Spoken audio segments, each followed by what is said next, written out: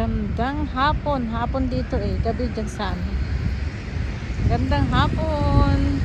Ito. Lakad tayo ulit mga kaibigan. Pupunta ko ng grocery.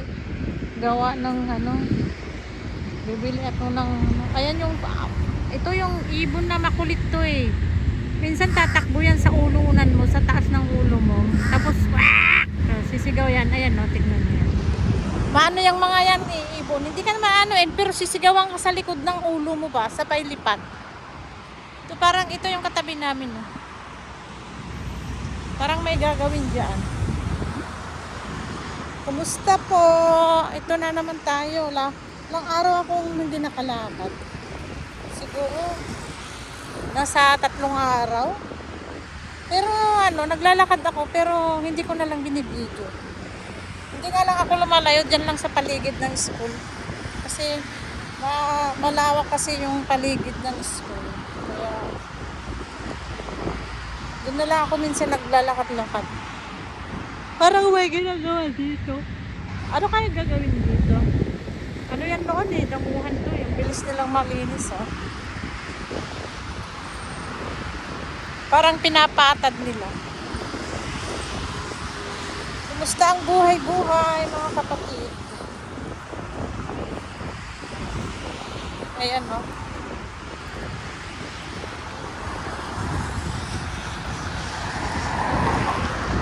Paano na naman yung mainit ng oras na ba? Mag alas 6 na. Ayan yung ginagawa. Ang bilis nilang gawin ito. Kailan lang nila ito 2 weeks pa lang nila ito sinimulan pero ang dami na nilang nagawa. Ang init-init din ng panahon, nagtatrabaho sila. Ano kayang gagawin nila dyan?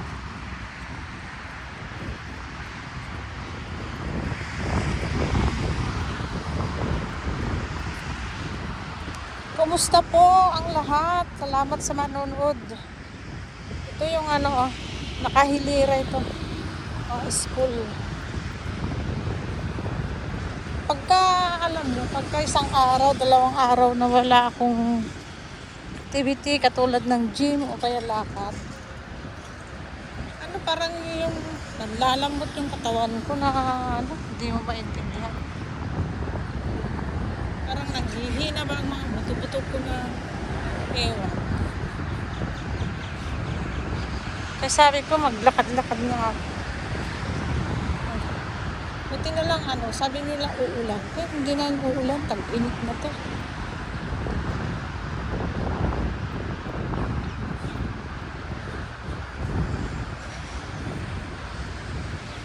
Ayan school yan eh. School. Dito ang school, maluluwag. Kapag hindi tipid ang mga space ba. Ayan tingnan mo. Diba?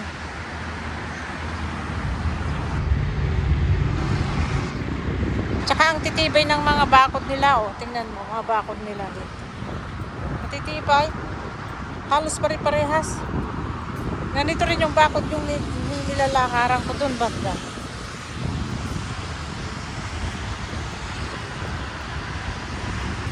Kumbaga dito maraming bakante pang space. Hindi katulad sa Pilipinas ba na sikip na ba? Masikip na. Ay nako. Parang lalambot yung katawan ko na wala kasi kaming pasok. Mag2 buwan na. Kung kailan yun? First week ng March. Pupunta lang ako ng school. Kasi walking distance lang. 2 minutes lang simula sa bahay.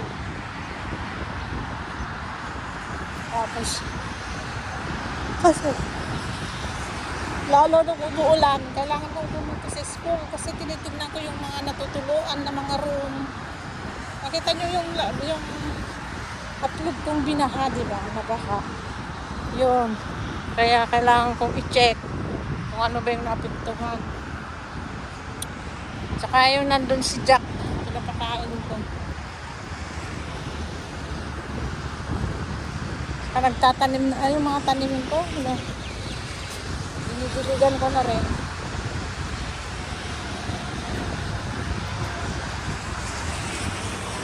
Kaya, sana matapos na ito, di ba? Maging normal na. Okay naman na, wala naman na ano.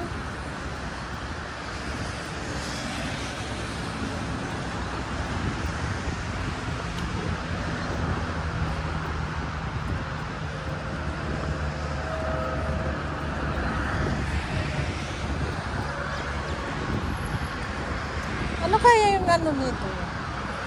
Hala? Kawawa naman ang mga pusa, yun, no? Mga gutom na naman. Madaming pusa dito na gumagala na ano. Nabubuhay na lang sila sa basura ba? Samantala yung mga alagang pusa na ano, kapitbahay namin, Diyos ko. May sarili pang bed.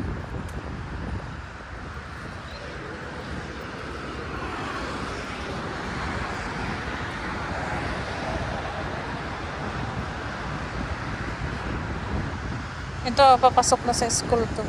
Wala rin pasok.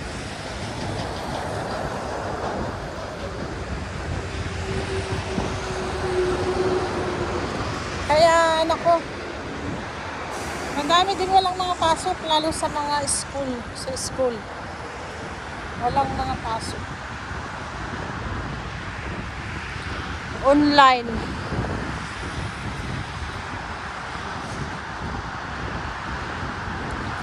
Ay, online.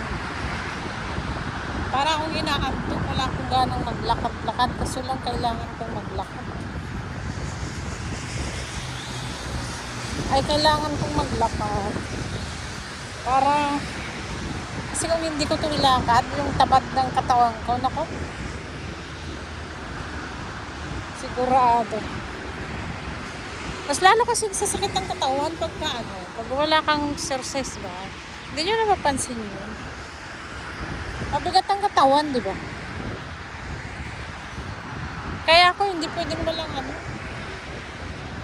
hindi pwedeng walang lakad.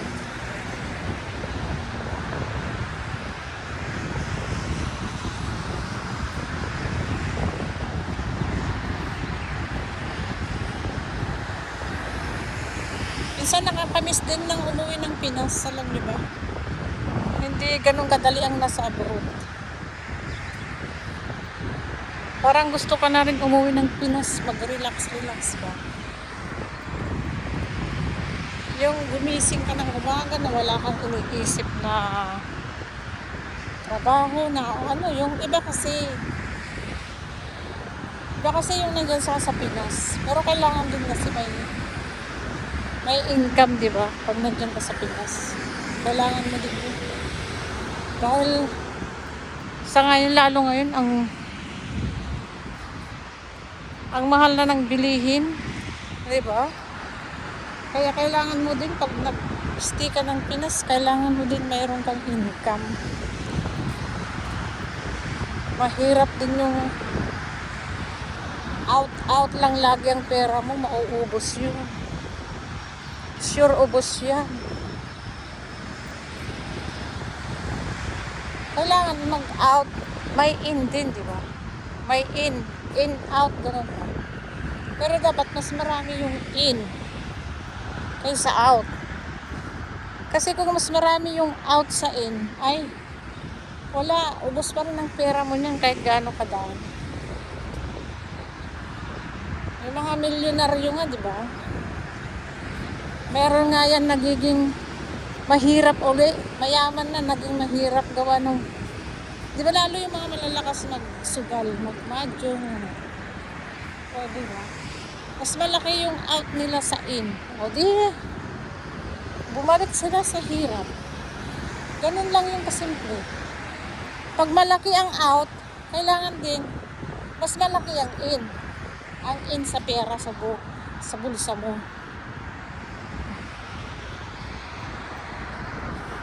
Para balance ba? Hindi rin tama yung kung gaano kalaki yung out Ganon din kaparehas sa kain. Hindi rin tama kasi wala ka rin na itatabi pag ganon, di ba? Kunwari, ang income mo sa monthly ay, sabihin mo na lang, 50,000. Tapos ang outcome mo naman, yung nagagastos mo, ay 50,000 din. Wala rin. Hindi ka rin makakaipon, di ba? Paano pagkasakit ka o may nangyari, hindi natin nalalaman, di ba? Hindi natin alam, hindi natin hawak ang pangyayari. Wala kang na itatabi. Parang pinagtatrabahoan mo lang yung kinakain mo araw-araw. Ganun lang, eksakto. Kumbaga sakto. Kaya kailangan natin, kung 50,000 yung gastos, kailangan natin yung income natin, gawin natin 70. O kaya, mas okay, 50,000 ang income mo, yung gastusin mo naman, gawin mong 30 lang o 25, gano'n. Kalahati, para yung kalahati. Diba? Good idea yun. Ganon. Ay, nako. Nakayaw-yaw na naman ako. Ay, ano yan? Kahoy. Kamuting kahoy. Talaga, may tanim silang kamuting kahoy. Sarap sana magtanim dito ng gulay, oh. Diba? Sino kaya nagtanim dyan? May kamuting kahoy, oh. Kahoy yan. Ay, kung ako lang yan dito, yung ay magtatanim ako dito. Luwag, oh, sayang, no? Kung sa Pinas lang yan, nataniman mo.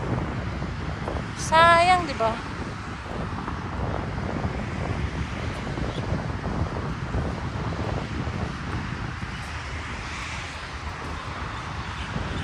Ito, college to. College din.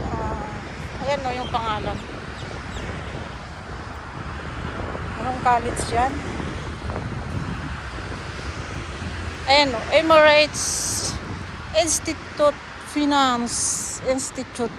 Emirates Institute Finance. Ayan naman yung Arabic na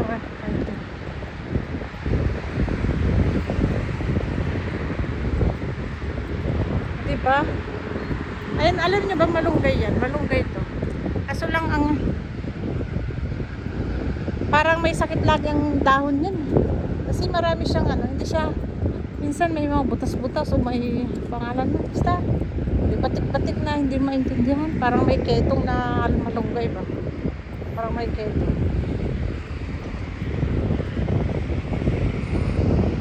Sisimula naman mag-traffic.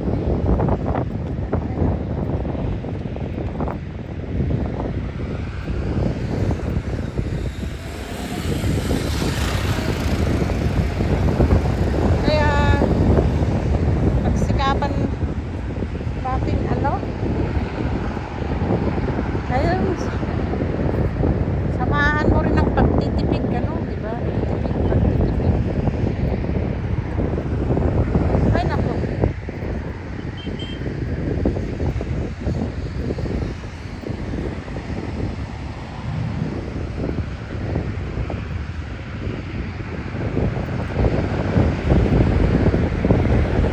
Madalas akong nag-iisa maglakad. Kasi kung meron akong kasama, hindi ako makayaw-yaw. Alam niyo ba yun? Siyempre, mag-chichismisan kami, magmarites, mag-usap. Paano ako makabidyo makayaw-yaw? Diba? Eh, mas gusto kong hindi ako nagyaya sa kapitbahay ko. Kasi hindi ako makayaw-yaw.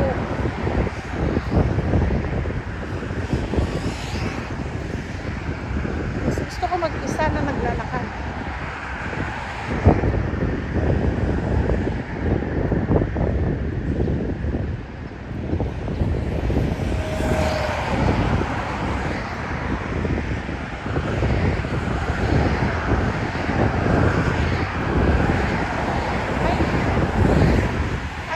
Mga lamig ang simoy ng hangin.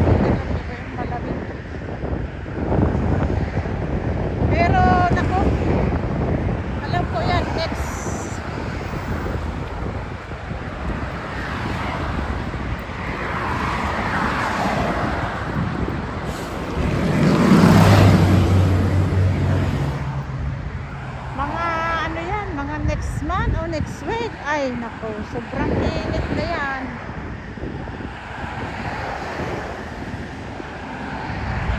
Sure yan. Speed pace 16 minutes 41 seconds per kilometer.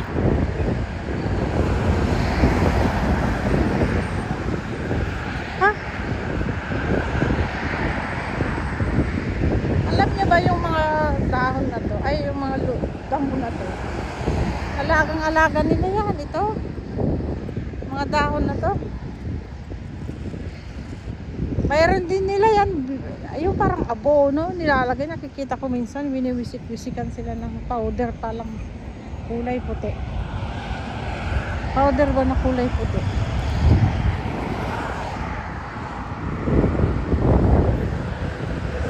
Yung kulay puti ba?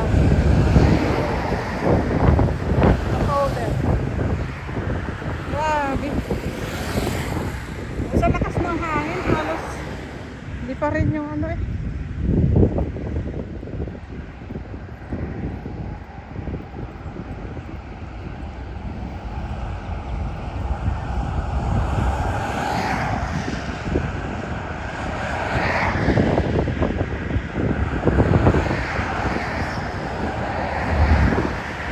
Ang ganda ng bulaklak ko.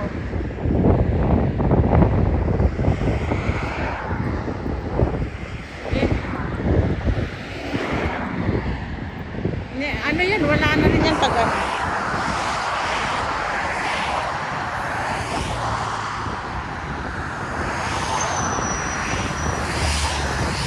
Malakas ang hangin, naririnig mo. Nililipad yung ano, buhok ko.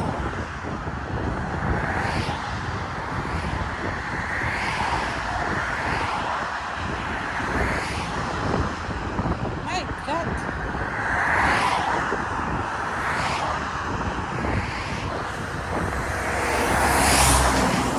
Nalilipad ako.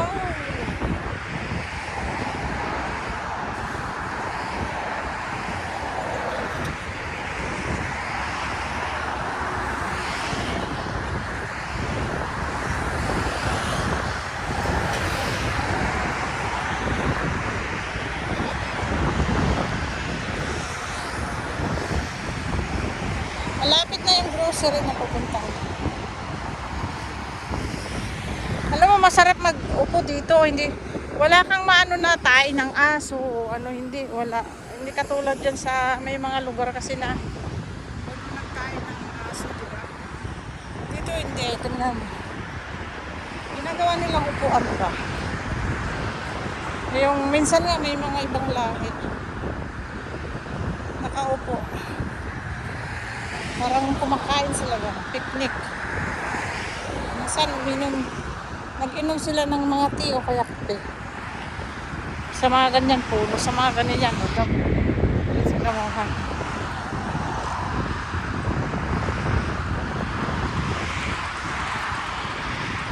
Malapit na yung ano ko. Yung aking grocery na punta. Ayan na oh. So, malapit na akong magtapos. Gawin ko lang 20 minutes ito. Ay, gagawin ko lang 20 minutes.